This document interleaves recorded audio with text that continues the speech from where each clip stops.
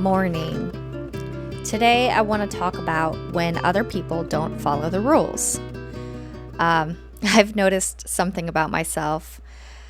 I don't usually get mad when things go wrong. I get mad when people don't do things the way I think they're supposed to be done. Not like the big rules. I'm talking about the small, invisible ones, the ones that are in my head.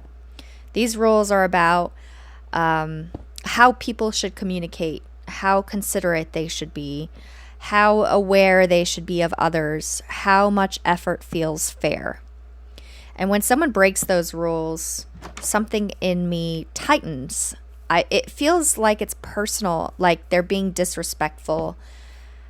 I guess you could say I just don't like the chaos. But lately I've been realizing something a bit uncomfortable. Most of the rules I'm enforcing were never agreed to. I walk around with this internal rule book. It says things like, if you care, you'll notice this. If it mattered to you, you'd remember that. If you were thoughtful, you'd do it this way. And when someone doesn't follow those rules, my nervous system reacts as if something is wrong. But here's the truth that I'm learning. Other people aren't breaking the rules. They're just following different ones. Or none at all. And my anger isn't about morality. It's about what my expectations are, if that makes sense. So I feel like the anger actually comes from, or maybe it shows up when I'm over-functioning, or like anticipating needs instead of expressing them. I'm carrying a lot of responsibility silently, so that tends to be, when anger shows up. And I tend to confuse effort with virtue. So when I live this way, the rules become a coping mechanism. They give me a sense of predictability and control, and I guess a way to feel safe in uncertainty, because as you well know, life is very uncertain. So when someone ignores the rules that I made up in my own brain, it feels threatening. Not because they're wrong, but because my system has relied on this rule book. It's very important to me. And I'm trying to catch myself more often with this. I'm practicing more of a pause. It happens right when the irritation rises, right when my brain wants to say, seriously, how hard is it? Why am I the only one who thinks about this, right?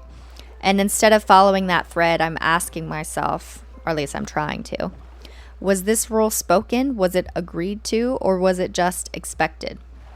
That question kind of changes everything. Because if it wasn't spoken, then it wasn't a boundary. It was a hope that I had that things would go a certain way. So I have to let go of the moral high ground. And this part is hard because following rules feels like I'm being a good person. But being a good person doesn't mean being hyper aware, being constantly self-monitoring, or doing everything right or perfect. Sometimes it just means being human, missing things, having different priorities. And I feel like when I loosen my grip on rules, something surprising happens. I don't become careless, but I become calmer and I guess a much better version of myself. So what this looks like in real life, it looks like saying what I need instead of hoping it's noticed. This is something I'm working on in therapy because expressing my needs is something that I don't do very well. It looks like allowing people to be imperfect without turning it into a character flaw. It means letting small inefficiencies exist and choosing connection over correctness, I guess. It also looks like recognizing when my anger is really about exhaustion or fear, or the part of me that learned early on that order meant safety. Parenting has definitely changed this for me. Nothing will challenge your internal rule book faster than a child. Children do not follow rules because they make sense. They follow rules when they feel safe. And watching that has softened something in me. Well, that said, my daughter is not even a year old yet, so rules are still not even a thing for her yet. But watching my daughter grow up has softened something in me for sure. And it's taught me that regulation doesn't come from enforcement. Don't throw your food on this off the side of the high chair. It comes from presence, from modeling calm instead of demanding compliance. And I think that lesson applies everywhere. So the shift I'm practicing, I'm learning to replace this question, why can't they just do it the right way? With this one, what am I actually needing right now? Because what I'm learning, because what I'll admit is that my whole life, I've kind of suppressed anger. I've not really allowed myself to feel it much. Swept under the rug. But parenthood has definitely brought out anger in me, and I realize it's something I need to work through and not just shove away into the deepest, darkest part of the recesses of my mind. But what I've learned is anger is often a signal, not of injustice, but maybe of unmet needs.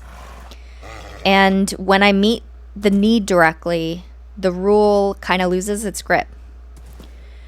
So I'm not trying to stop caring. I'm trying to stop confusing control with care. So the world doesn't become safer when everyone follows my rules. It becomes safer when I know how to steady myself, even when they don't. And that's what feels like real freedom. I need to remind myself often that not every broken rule is a threat. Sometimes it's just life asking me to loosen my grip. Now, I want to tie this into the workplace because I feel like this is where it really showed up the most for me and where I hear a lot of people complain. Because the workplace is where rule followers suffer the most. There are company rules, there are policies, procedures, SOPs, best practices, etiquette. And if you're someone who cares, you notice and you're pained by when these rules are broken. You'll notice emails sent without context, meetings that could have been emails, deadlines treated like suggestions. That's the big one, right? Processes followed selectively. Some people getting rewarded for being lazy, right? At first, I thought my frustration meant I was principled and professional and doing things the right way. But over time, I saw something clearer. Most workplaces are not governed by rules. They're governed by selective enforcement. There's this illusion of structure. And here's the quiet truth about organizations, something that I've learned as a human resources professional. Many rules exist to create the feeling of order, not the reality of it. So they're written with good intentions, built to guide behavior, right? To scale systems, to protect against risk, all of that. Good stuff. But it's impossible to enforce all these rules, and most of the rules are not going to be enforced. And not all rule breakers are going to be corrected. Some people follow every rule and they burn out. Other people break half of them and they still get promoted. And if you're the kind of person who internalizes the rules as moral law, this can feel deeply unfair.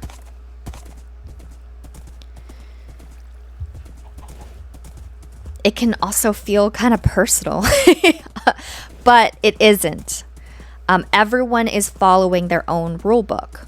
They're all playing a different game. Some people are following the actual rule book, the culture, the incentives, the unspoken expectations.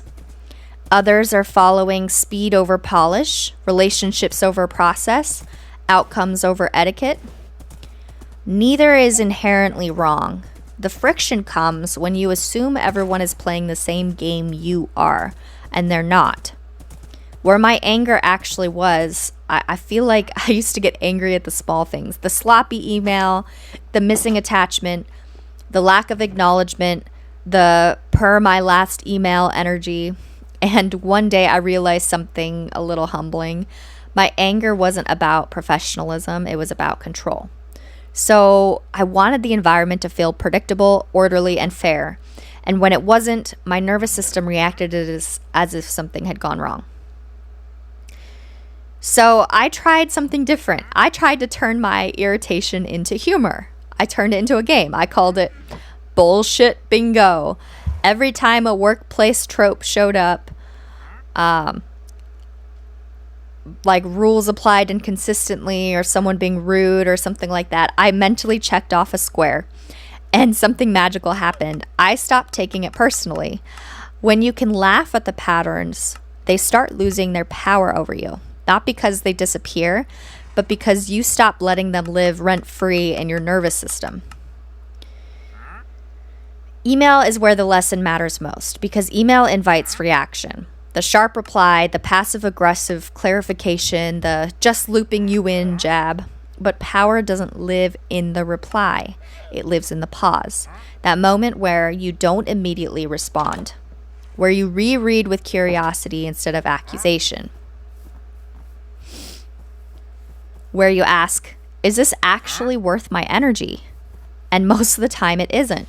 So choosing what deserves a reaction. Not every rule breaking needs correction. Not every irritation needs escalation. Not every email deserves a response written in heat. Your energy is finite, and the most effective people I've known at work weren't the strictest rule followers. They were the ones who knew which rules mattered, which ones didn't, and when to let things slide without losing themselves.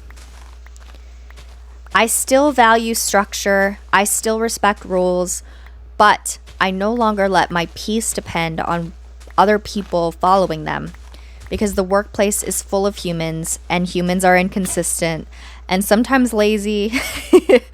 My power isn't in enforcing order, it's in choosing calm, choosing humor, choosing not to react to every little thing, and trusting that not everything needs to be fixed for me to be okay.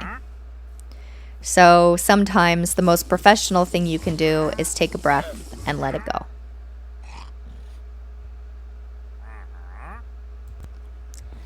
I promise I'm almost done, but I just have to add in this last little caveat because sometimes people just don't care at all about the workplace or about the relationship or, I'm mostly going to talk about it from a work lens, but sometimes people don't care and nothing happens to them. They're allowed to continue not caring.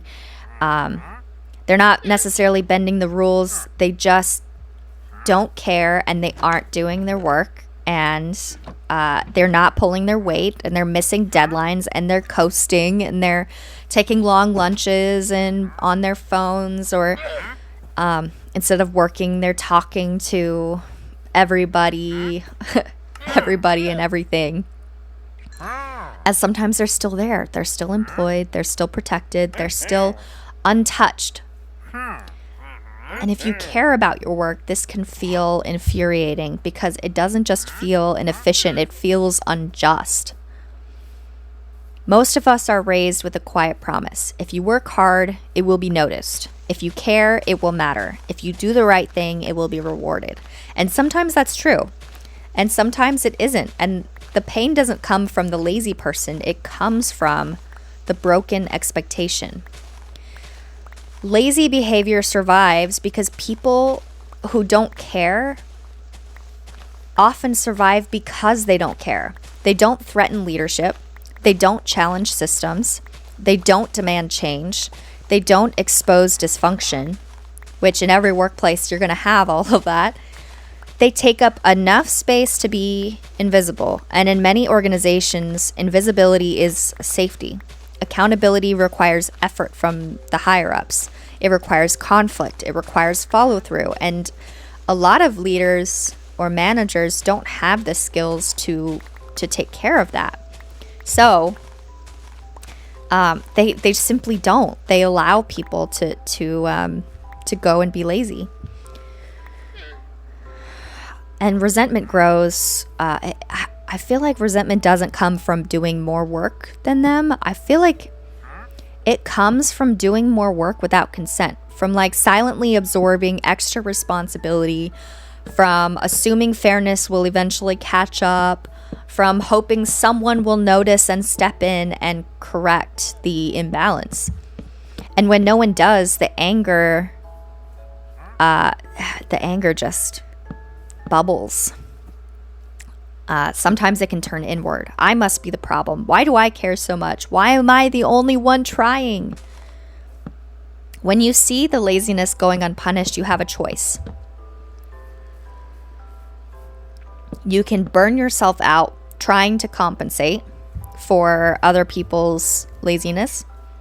You can grow bitter and disengaged, or you can step back and reassess your boundaries. I feel like the healthiest option isn't to stop caring. It's to stop over-functioning. And this also ties into being a full-time stay-at-home mom. But caring is not the problem. Caring about your work is not a flaw, it's a strength. But caring without boundaries turns into a sort of self-betrayal.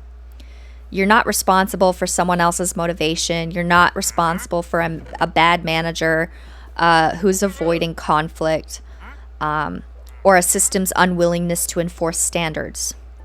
Your job is to decide, what am I willing to give and what am I not?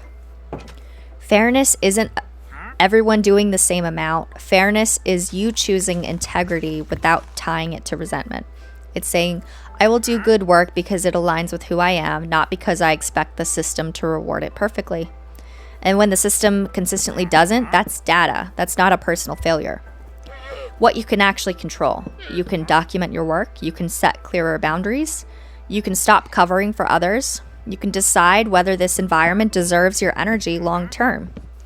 And sometimes the most self-respecting move isn't to fix the system, but to leave it.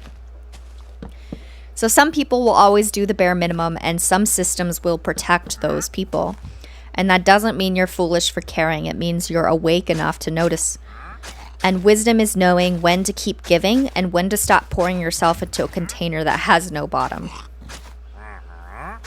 And this is where you can choose to become, not to become less compassionate, but to become more discerning.